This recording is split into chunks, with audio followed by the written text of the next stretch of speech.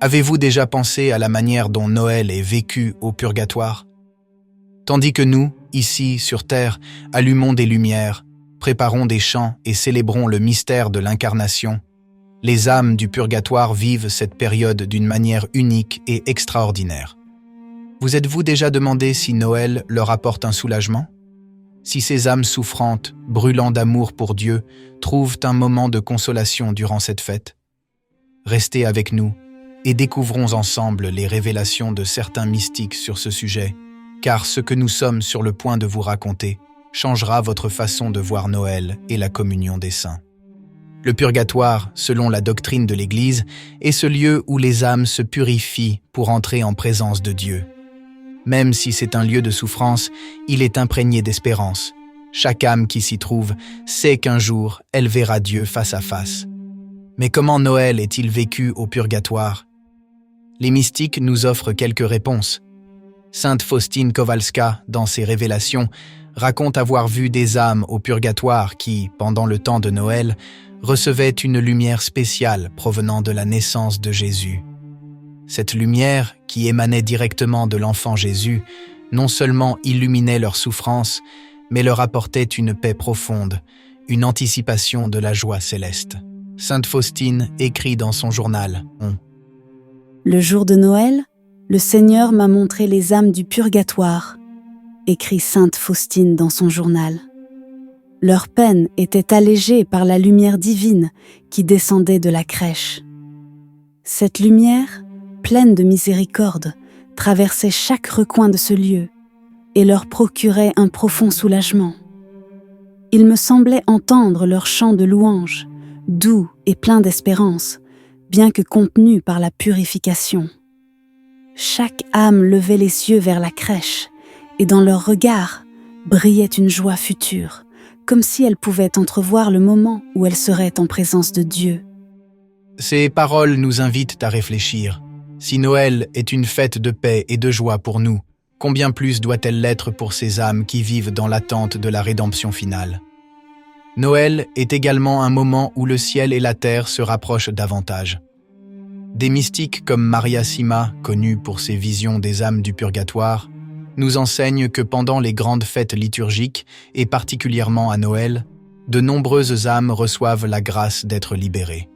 Sima affirme que Jésus, dans son infinie miséricorde, accorde en ce jour spécial une multitude de grâces, car son désir est que tous puissent participer à la joie de Noël. Quand vous priez pour les âmes du purgatoire à Noël, vous leur apportez un immense soulagement. Leur gratitude est indescriptible, car elles savent que vos prières les rapprochent de la lumière éternelle. Ces paroles nous invitent à réfléchir. Que pouvons-nous faire concrètement pour aider les âmes du purgatoire en cette période sainte? En cette période de l'année, la Sainte Messe prend une valeur encore plus particulière pour les âmes du purgatoire. Saint Alphonse-Marie de Liguori écrivait « Chaque messe est un océan de miséricorde qui se déverse sur les âmes du purgatoire. Mais à Noël, la grâce est encore plus abondante, car c'est le jour où le Verbe s'est fait chair pour le salut de tous. » Portons cela dans nos cœurs. Participez à la messe de Noël avec l'intention d'offrir le sacrifice eucharistique pour les âmes est l'un des plus grands dons que nous puissions leur offrir. La messe n'est pas seulement un rite, c'est une porte par laquelle la grâce de Dieu entre de manière surabondante dans la vie des âmes en attente de gloire. De plus, nous pouvons nous unir par des gestes simples mais puissants. Allumer une bougie chez nous, symbole de la lumière qui illumine le purgatoire, ou réciter des prières spécifiques comme le psaume 130, le De Profundis, qui est particulièrement efficace pour intercéder en faveur des défunts.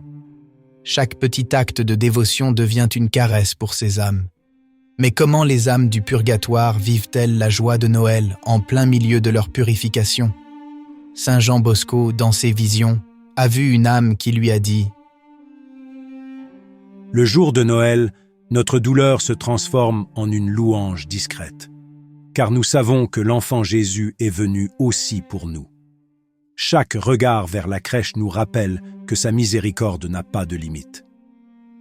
Les âmes qui brûlent d'amour pour Dieu se sentent envahies par une paix profonde malgré leur peine. Ce jour spécial allume en nous une espérance nouvelle, un désir ardent de nous unir à sa gloire éternelle. Les âmes, malgré leur souffrance, chantent des hymnes de louange. Cela ne devrait pas nous surprendre car le purgatoire est un lieu d'amour, un amour qui purifie, un amour qui prépare. Pendant Noël, c'est comme si le voile entre le purgatoire et le paradis devenait plus fin, permettant à ces âmes de percevoir plus clairement la promesse de leur rédemption. Un autre mystique, la bienheureuse Anna Maria Taigi, raconte qu'au jour de Noël, de nombreuses âmes ressentent particulièrement la présence des anges. Les anges chantent pour elles et les accompagnent spirituellement à la grotte de Bethléem, leur montrant la lumière divine qui les attend. Cela nous enseigne que cette fête n'est pas seulement pour nous, ici, sur Terre, mais qu'elle unit toute l'Église, visible et invisible. Et nous? Comment pouvons-nous nous unir à elle? Notre vie sur Terre est un temps précieux pour accomplir des œuvres de charité spirituelle. L'une des plus grandes œuvres est de prier pour les défunts. À Noël, nous pouvons offrir des chapelets, des neuvaines, des litanies et surtout des indulgences plénières pour les âmes du purgatoire. L'Église, dans sa sagesse, nous offre des outils puissants pour aider ces âmes. Il nous suffit de les utiliser. Par exemple, une neuvaine de Noël, offerte avec dévotion pour les âmes, peut leur apporter un grand soulagement. Nous pouvons également leur dédier un arbre de Noël spirituel, où chaque geste de charité, chaque prière, chaque sacrifice représente un ornement qui illumine le chemin de ces âmes vers le paradis. Mais nous sommes-nous déjà arrêtés pour réfléchir? Pourquoi Dieu accorde-t-il ces grâces particulièrement à Noël? Peut-être parce que le mystère de l'incarnation marque le début de notre rédemption. Si le Verbe s'est fait chair pour sauver le monde, combien plus cette fête doit-elle remplir d'espérance les âmes du purgatoire? Et si elles peuvent espérer autant, pourquoi ne devrions-nous pas faire de même? On ne peut parler de Noël sans penser à la Vierge Marie, la mère de Jésus et mère de miséricorde. Sainte Brigitte de Suède a reçu une révélation selon laquelle Marie visite souvent les âmes du purgatoire, leur apportant un réconfort particulier. À Noël, cette consolation s'intensifie, car la Vierge est profondément unie au mystère de la naissance de son divin Fils. Une âme du purgatoire a révélé à Sainte Brigitte: Le jour de sa naissance, la Mère Céleste nous apporte la lumière de l'enfant Jésus. Sa présence est pour nous comme une douce brise qui soulage nos peines.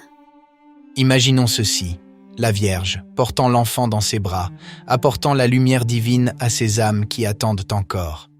Une scène qui ne peut que remplir nos cœurs de tendresse et nous inciter à faire notre part pour ces âmes. Chers amis, Noël n'est pas seulement un moment pour échanger des cadeaux et célébrer avec nos familles. C'est un temps de grâce, un moment où nous pouvons faire quelque chose d'extraordinaire pour les âmes qui attendent d'être libérées. Priez pour elles, offrez la messe, récitez le rosaire, et sachez que chaque acte de charité spirituelle sera récompensé par l'amour de Dieu. Et maintenant, nous vous invitons à agir. Laissez un commentaire ci-dessous avec le nom d'un être cher pour lequel vous souhaitez prier, et rejoignez-nous pour rappeler que la communion des saints est un don qui nous unit, sur terre et au-delà. Si vous voulez en savoir plus sur le purgatoire et le pouvoir de la prière, abonnez-vous à la chaîne, activez la cloche et partagez cette vidéo avec ceux qui ont besoin de redécouvrir le mystère de Noël. Que Dieu nous bénisse tous.